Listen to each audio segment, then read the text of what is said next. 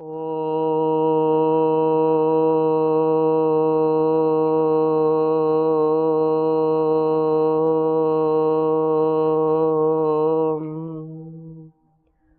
सहनाववतु सहनौ भुनक्तु सह वीर्यं करवावहै तेजस्विनावधीतमस्तु मा विद्विषावहै। ओम शांति शांति शांति। वैराग्य शतकम की इस कक्षा में, इस स्वाध्याय में आप सभी का हार्दिक स्वागत है, अभिनंदन है। विवेक और वैराग्य से युक्त हमारा इस संसार के और इस शरीर के द्वारा जितना भी कल्याण हम कर सकते हैं और अपने जीवन को सार्थक कर सकते हैं, उतना हमारा ये निज कर्तव्य, यह हमारा स्वधर्म है, यह हमारा स्वकर्म है। हम सात्विक, तात्विक और वास्तविक जीवन जिए।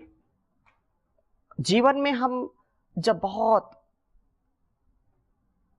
माया में, मोह में, छल कपट में, द्वेष में अपने इस जीवन को लगाते हैं तो हमारे लिए अकल्याणकारी हो जाता है। कल्याणकारी हो, इसके लिए हम सदैव तत्पर रहें, निरत रहें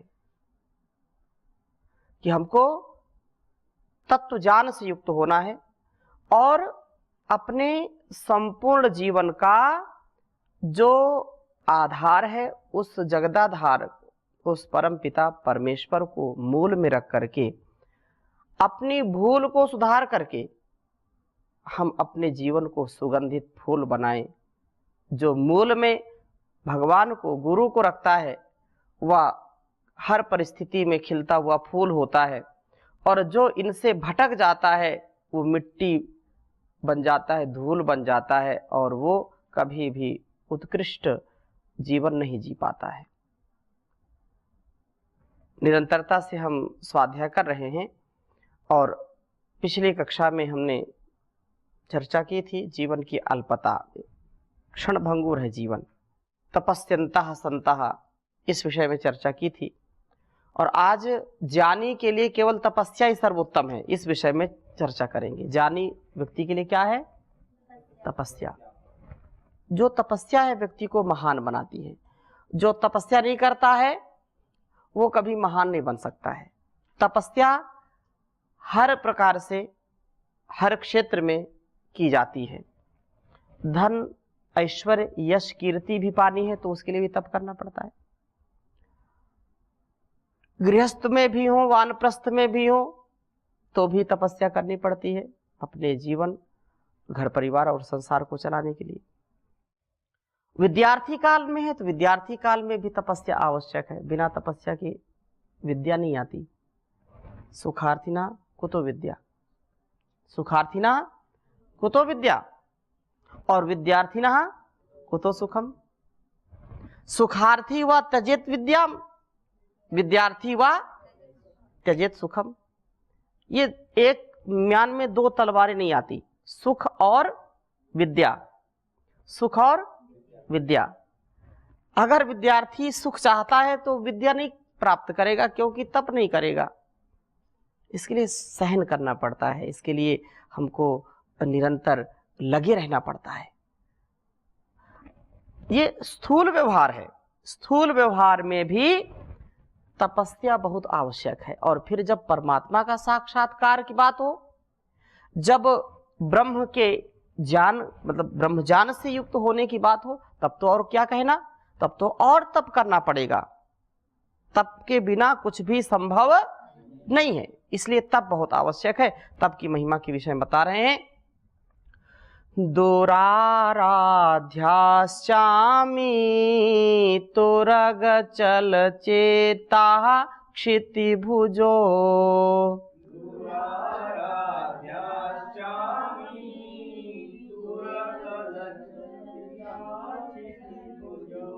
वयं तु स्थूलेच्छा सुमहति फले बद्धमनसः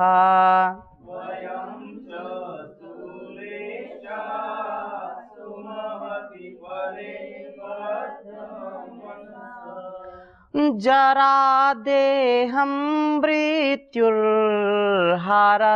दयितं जीवितमिदम्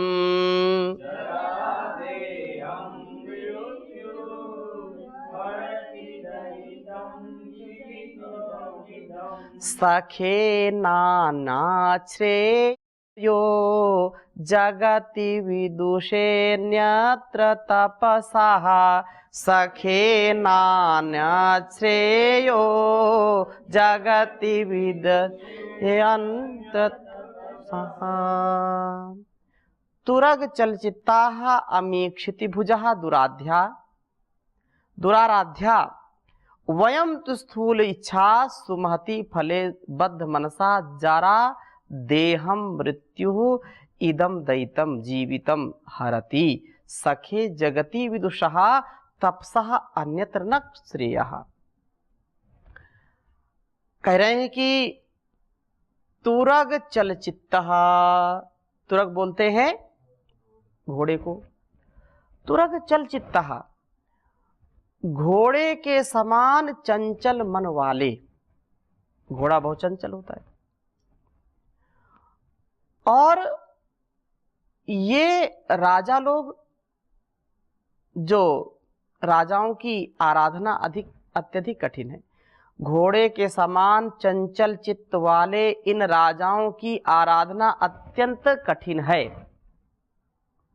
जैसे घोड़े का जो चांचल्य स्वभाव है, चंचल चित्त वाले जो राजा हैं, जो शासक हैं, प्रशासक हैं, उनको प्रसन्न करना this is very difficult work, ये बड़ा कठिन काम है, जल्दी से प्रसन्न नहीं होते।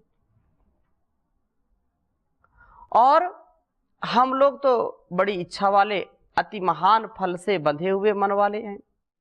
बुढ़ापा इस शरीर को और मृत्यु प्यारे जीवन को हरती है। इसलिए हे मित्र, संसार में विद्वानों के लिए तपस्या के अतिरिक्त तो कोई दूसरा उत्तम मोक्ष और जो है कोई साधन नहीं है। यदि मुक्ति चाहते हैं तो राजा की आराधना करने से, राजा को प्रसन्न करने से मुक्ति नहीं मिलेगी।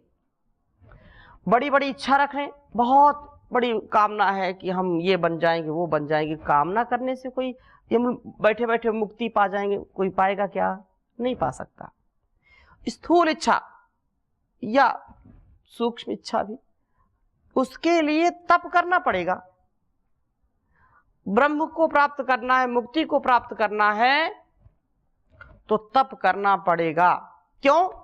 क्योंकि बुढ़ापा शरीर को क्षीण कर रहा है, जीर्ण कर रहा है। ये जब छोटे बच्चे थे तो कितना आनंद था, नौजवान हुए तो दूसरे प्रकार का भाव आ गया, और बढ़ते गए तो और भाव बढ़ता गया। अलग अलग प्रकार से मन और जो है हमारा ध्यान इधर उधर बढ़ता गया। लेकिन ब्रह्म की प्राप्ति कब करेंगे? मृत्यु निकट है, बुढ़ापा धीरे धीरे, जैसे कोई जो है सूखी लकड़ी को घुन जो है खा जाता है, अंदर अंदर खोखला कर देता है, वैसे ये बुढ़ापा हमारे शरीर को खत्म कर रहा है और मृत्यु जीवन को ग्रास बना लेती है। बनाती कि नहीं बनाती? इसलिए अगर मोक्ष पाना है तो तप करो, तप के बिना ये हो नहीं सकता है। तप ही एक आवश्यक ऐसा तत्व है जो व्यक्ति को कुंदन बना देता है। सोने को अग्नि में डालते हैं, तपता है ना, बिना तपे वो कुंदन बनेगा क्या? नहीं बन सकता। मेहंदी को जब घिसते हैं, उसको बिल्कुल पीस देते हैं, अपने आप के अस्तित्व को मिटा देती है, तभी तो रंग लाती है। लाती कि नहीं लाती? माताएं बहनें रात भर जो है मेहंदी के पत्तों को मुट्ठी में बांध के रखें, तो उसमें कलर चढ़ेगा क्या? नहीं चढ़ेगा ना। पत्ते से नहीं, उसको अपना अस्तित्व मिटाना पड़ता है, उसको घिसना पड़ता है, और वो फिर जब घिस जाता है तब जाकर के वो रंग लाता है। गन्ने को जब हम डालते हैं चरखी में या जो है मशीन में, बिल्कुल हो जाता है, बिल्कुल है। घृष्टम घृष्टम पुनरपि पुनः चंदनम चारुगंधम है। और जो गन्ना है वो भी जब उसमें जाता है तभी दग्धम दग्धम पुनरपि पुनः कंचनम कांतवर्णम प्राणन तेपी। ये जो है हमको तप करना पड़ेगा एक एक क्षण, तब जाकर के जीवन सार्थक होगा, नहीं तो कोई अस्तित्व नहीं। ये इतने बड़े बड़े वृक्ष हैं, वट वृक्ष हैं, उसके नीचे एक बीज अपने अस्तित्व को समाप्त कर देता है, तप करता है ना, वो बिल्कुल जीर्ण कर देता है। छोटा सा वट वृक्ष, छोटा सा पेड़ या छोटा सा बीज जब पौधा होता है और फिर धीरे धीरे अपने अस्तित्व को बढ़ाता है तो कितना विशाल बन जाता है। अगर वो तप ना करता, एक बीज अगर अपने आप को मिट्टी में न दबाता, धूप गर्मी सर्दी बरसात को सह करके फिर अपने आप को उसने उगाया है ना, तब जाकर के इतना बड़ा वट वृक्ष बनता है। तो ये जीवन की बड़ी ही जो है सच्चाई है कि तप के बिना व्यक्ति कभी भी अस्तित्व में आता नहीं। तप तो करना पड़ेगा। माँ अगर तप ना करे, 9 माह हमको कोख में ना रखे और 5 साल हमको पाल पोस करके बड़ा ना करे, तो क्या हम ऐसे होंगे? नहीं होंगे। एक एक पल, एक एक तिल तिल करके वो जीती है। उसके खून से, उसके संस्कार से हमारा अस्तित्व है। माता पिता और गुरुजनों के कारण हम इतने बड़े होकर के कुछ पढ़ते, कुछ बोलते, कुछ करते हुए तैयार होते हैं। होते कि नहीं होते? तप के कारण होता है, बिना तप के नहीं। ये पृथ्वी तपती है, ये पृथ्वी तपती है, तब जाकर के इसमें फसलें होती हैं, कितने लोगों का भरण पोषण करती है। तो ये सारा संसार ही तप कर रहा है, बिना तप के कुछ भी संभव नहीं है। अब राम राम जपना पराया माल अपना, बाकी सब झूठना सपना, अगर ये कोई कहे तो उसका जीवन निरर्थक है, वो जीवन निरर्थक उसका। ऐसा नहीं होगा। अजगर करे न चाकरी, पंछी करे न काम, दास मलूका कह गए सबके दाता राम। कुछ नहीं करना काम। अगर कार्य नहीं करेंगे, तप नहीं करेंगे तो कैसे जीवन चलेगा? मलुकदास जी को बदनाम कर गए लोग, पता नहीं किसने लिख दिया ये। ठीक, तो पुरुषार्थ करो, तप करो, तब जाकर के विद्वान बनोगे, तब जाकर के धार्मिक बनोगे, श्रेष्ठ बनोगे। क्योंकि संसार में और कोई दूसरा उपाय है नहीं। सांसारिक भोगों की समाप्ति पर जो है गंगा किनारे कुटी बनाकर के वास करना उचित है। एक वैरागी व्यक्ति का काम क्या है? वैराग्य से परिपूर्ण व्यक्ति जो विराग में है। माने म्लायिनी खंडिते च वसुनि, खंडिते च वसुनि उव्यर्थे प्रयार्थेऽर्थिनि।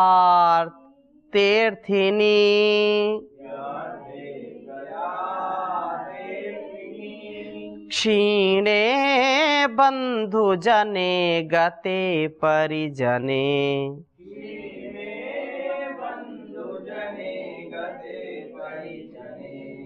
नष्टे शनै यौवने,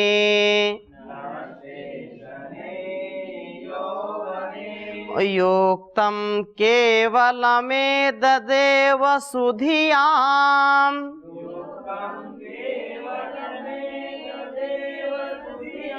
यजान्यकान्यापयः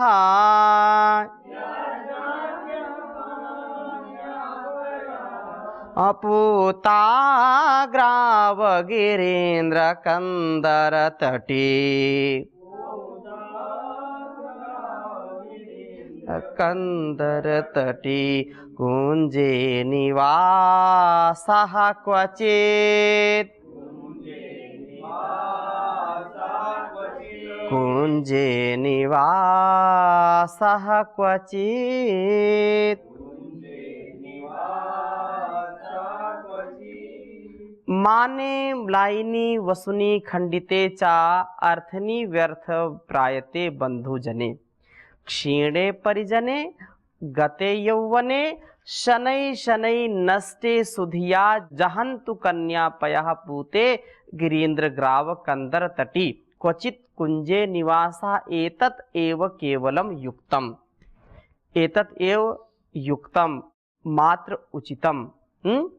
सम्मान के कम होने पर, धन के नाश होने पर, याचकों के जो है द्वार से जो है निरर्थक चले जाने पर, बंधु बांधवों के कम होने पर, सेवकों के चले जाने पर और शारीरिक सामर्थ्य यौवन के धीरे धीरे ढलने पर विद्वानों के लिए गंगा जी के जल से पवित्र हुए पर्वतराज हिमालय के चट्टानों की गुफा के किनारे पर रहने वाले किसी कुंज में निवास करना ही मात्र उचित है। सांसारिक वस्तुओं की कमी में हिमालय के आसपास के कुंज में आश्रय लेकर के आत्म अनुसंधान करना ही शेष रह जाता है। कहने का आशय क्या है? हमने आपको बताया था, जब तक शरीर में दम है, जब तक धन कमाने की हम मशीन बने हैं, तब तक लोगों से प्रीति होती है। सभी पूछते हैं आप कैसे हैं, जब तक आपके पास पैसे हैं। कोई भी नहीं मानता, फिर संसार में कोई नहीं मानता। जब तक शारीरिक सामर्थ्य है, आप कुछ कर सकते हैं, तब तक तो आपके आगे पीछे लोग डोलते रहेंगे, आपकी हाँ हुजूरी करते रहेंगे, आपके नखरे भी सहन करेंगे। जैसे लोग बोलते हैं कि दुधारू गाय के जो है 2 लाते जो है लोग बर्दाश्त करते हैं, गाय मारती है ना, तो वो बोलते नहीं चलो कोई बात नहीं, दूध दे रही है, लाभ हो रहा है। जब तक आप लाभ दे रहे हैं किसी को, आप स्वार्थ सिद्ध कर रहे हैं उनका, तब तक तो लोग आपको मानेंगे जानेंगे। और जहां स्वार्थ बंद हो गया, कोई पूछता नहीं है, कोई पूछने वाला नहीं, कोई नमस्कार करने वाला नहीं, एक लोटा जल कोई देने वाला नहीं है। इस संसार का स्वार्थ है, संसार की स्थिति है। तो इसलिए कहा है कि देखो, इसलिए कोई घर से धक्के मार करके बाहर निकाले वो अच्छा है, या अपने आप तपस्या के लिए निकल जाना अच्छा है? बोलो। इसलिए ससम्मान केवल एक ही चीज है। इसलिए आयु के चौथे पड़ाव में ईश्वर के चिंतन में लगिए। आज घरों में दुख का कारण क्या है? दोनों चीजें हैं। जो कलह का कारण है और समाज में अज्ञान का कारण है, कि अज्ञान में लोग पता नहीं क्या क्या व्यवहार करते हैं अपनों के साथ, और उनको वैराग्य नहीं है, उनको विवेक नहीं है, उनको त्याग नहीं है। उनके अंदर जो स्वार्थ का भाव है, जो घर से मतलब संपत्ति से, चल अचल संपत्ति से, अपने बांधवों से, बंधुओं से, घर परिवार से ज्यादा अटैचमेंट हो जाता है। राग हो जाता है तो विराग भी होगा, द्वेष भी होगा। जहां राग है वहां द्वेष है, जहां सुख है वहां दुख है। राग है तो जरूर हमको किसी से राग हो गया, किसी व्यक्ति से, किसी वस्तु से, किसी स्थान से राग हो गया। अब वो वस्तु नहीं मिल रही, व्यक्ति नहीं मिल रहा, या उस व्यक्ति के द्वारा हमको कभी प्रताड़ित किया जाता है, कभी वस्तु किसी दूसरे उठा लिया तो हमको कष्ट होता है कि ये इस वस्तु पर तो मेरा अधिकार था, इसने कैसे ले लिया। कष्ट हुआ कि नहीं? फिर द्वेष भी बढ़ता है, उससे परेशानी होती है। तो ये संसार की जो रीति है, इससे बचो। सम्मान के कम होने पर, क्योंकि कीर्ति यस्य सा जीवति, जिसकी कीर्ति है, जिसका सम्मान है, वास्तव में वही जीवित है, बाकी सब मरे हुए हैं। सम्मान नहीं तो किस बात का जीना? तिरस्कार से जीना अच्छा है क्या? तिरस्कार से युक्त नहीं, सम्मान से, आत्मसम्मान से, आत्म गौरव से, स्वाभिमान से युक्त जीवन जीना, ये जीवन है। तिरस्कार से जीना क्या है? तो सम्मान नहीं है तो इसलिए तिरस्कार मिले इसके पहले गंगा किनारे निकल जाओ, नहीं लोग गंगा जबरदस्ती पहुंचा देंगे। जो जैसे व्यक्ति क्या कहते हैं कि अगर अविश्वास है, अश्रद्धा है, व्यक्ति में विश्वास नहीं है, व्यक्ति में अविश्वास है, अश्रद्धा है, और मोबाइल में नेटवर्क नहीं है, मोबाइल में नेटवर्क नहीं है, तो लोग गेम खेलने लगते हैं। व्यक्ति के साथ गेम खेलते कि नहीं? अश्रद्धा है, अविश्वास है, आपको सम्मान नहीं देंगे, मोबाइल का सदुपयोग नहीं करेंगे, फिर क्या करेंगे? गेम खेलेंगे, जैसे व्यक्ति के साथ खेलते हैं। खेलते कि नहीं? तो हम किसी के जो है अधीन ना हो, स्वाधीन होकर के तपस्या के लिए, आत्म कल्याण के लिए निकलना और आनंद के साथ रहना। ये गंगा, एक तो ये समझाने का तरीका है कि तपस्या पहले हमारे सभी ऋषि मुनि करते थे ना, तो इसलिए आत्म अनुसंधान करो, ये सबसे उत्तम है, ठीक है ना। और कहा सांसारिक अनित्यता का ध्यान आते ही ऐच्छिक वस्तुओं से रुचि का हट जाना। अराम्याश्चन्द्रमरीचयास्तृण्वती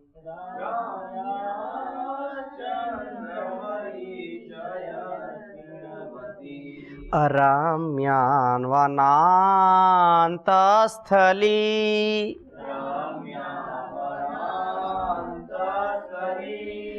राम्यं साधु समागमागत सुखम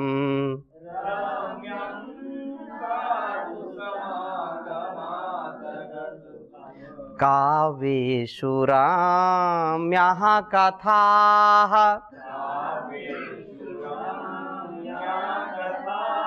कोपोपाहित बाष्पबिन्दुतरलम्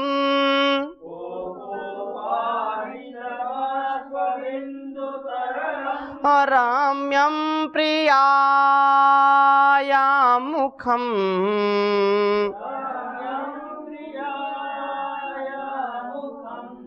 सर्वं राम्यमनित्यतामुपगते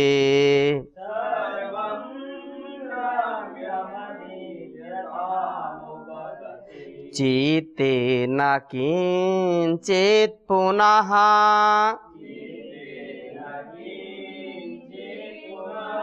चित्ते न किञ्चित् पुनः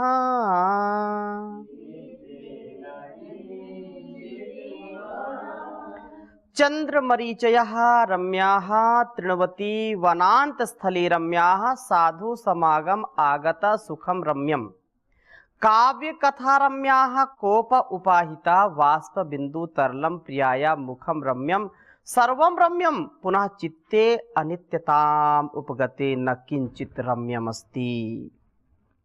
बहुत बड़ी बात कही है कि चंद्रमा की किरणें मनोहारिणी हैं, शीतलता प्रदान करती हैं।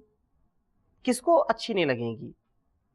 पूर्णिमा का चंद्रमा हो और उसकी बहुत ही शीतल किरणें यदि हमारे शरीर पर, मुखमंडल पर, इस धरा पर पड़ रही हैं, हम उसका अनुभव कर रहे हैं, तो सभी को, सभी जीव जंतुओं को, सभी जो है मनुष्यों को चंद्रमा की जो छटाएं अच्छी लगती है कि नहीं? मन शांत होता है, बड़ी रम्य लगती है, अच्छी लगती है। और कोमल घास वाली वन के मध्य भाग की प्रकृति भूमि सुंदर है, बढ़िया मखमली घास बिछी हुई है, बिल्कुल हरा भरा वातावरण है, तो किसको अच्छा नहीं लगेगा? अर्थात सबको अच्छा लगेगा। कोई भी व्यक्ति ऐसा नहीं होगा, क्योंकि यदि फल फूल, पेड़ पौधे, वनस्पतियां, फूल पत्तियां ना हो, नदी नाले ना हो, झरने ना हो, ये सूर्य चंद्र ना हो, निहारिकाएं ना हो, आकाश गंगाएं, तो ये क्या अच्छा लगेगा? ये सृष्टि अच्छी लगेगी? बिल्कुल नीरस लगेगी, कुछ भी नहीं है। इसके बिना तो जीवन हो ही नहीं सकता। लेकिन कभी कल्पना करो कि पेड़ पौधे, जीव जंतु कुछ भी ना हो, हरे भरे वन ना हो, तो क्या अच्छा लगेगा? जो नदियां कल कल बह रही हैं, पेड़ पौधे हैं, ये ना हो तो जीवन चलेगा? नहीं चलेगा, कभी नहीं चलेगा, और नीरस लगेगा। तो ये भी बहुत अच्छा लगता है कि बिल्कुल हरी घास चारों ओर है, प्रकृति की छटा चारों ओर है। कितने प्रकार के, अरे आप चिंतन नहीं कर सकते कितने प्रकार की कारीगरी ईश्वर करता है कि नहीं करता। कितने प्रकार की पत्तियों को कटिंग करता है, कितने कितने प्रकार की पत्तियां। एक पौधे की पत्ती आप दूसरे पौधे से मिला नहीं सकते। बताओ, जितने वनस्पति हम जानते हैं, आप कल्पना करो अगर पूरे संसार की वनस्पतियों की आप पत्तियों को लेकर के मिलान करें तो बना सकते हैं क्या।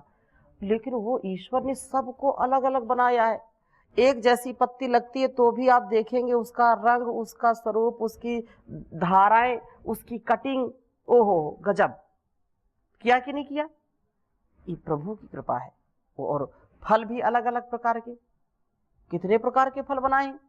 तो ये सब जीव जंतु जो हैं और ये सब वनस्पतियां, पेड़ पौधे, पत्तियां, कंदमूल, फल फूल, सब ईश्वर की व्यवस्था है और बहुत बहुत अच्छा लगता है। यदि ये ना हो तो कैसे होगा।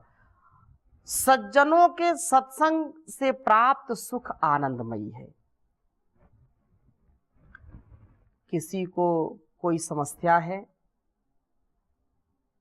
तो उसको कभी कभी समाधान में बहुत समय लग जाता है। कोई निराश है, हताश है, परेशान है, उसको संभालने में बहुत टाइम लग जाता है। लेकिन सज्जनों की संगति उसको बिल्कुल इतना जो है उत्साह देती है और मन शांत कर देती है। सज्जनों की संगति बहुत उत्तम है, सत्संगति है। सज्जना नाम संगति ही सत्संगति कथ्यते। सज्जनों की संगति ही सत्संगति कहलाते हैं। और बहुत सुंदर बात कही कि सठ सुधरहि सत संगत पाई, पारस परत कुधातु सुहाई, सतसंगत मुद मंगल मूला, सोई फल सब साधन फूला, बिनु सतसंग विवेक न होई, ईश कृपा बिन सुलभ न सोई। ये ईश्वर की कृपा, गुरु की कृपा से ही आप सत्संग का आनंद ले सकते हैं। तो सज्जनों की संगति भी बहुत फलदायी होती है, बहुत तृप्त करती है व्यक्ति को, बहुत उसको संतुष्ट करती है। इसलिए सत्संग भी बहुत उत्तम है। काव्यों में कथा रमणी है।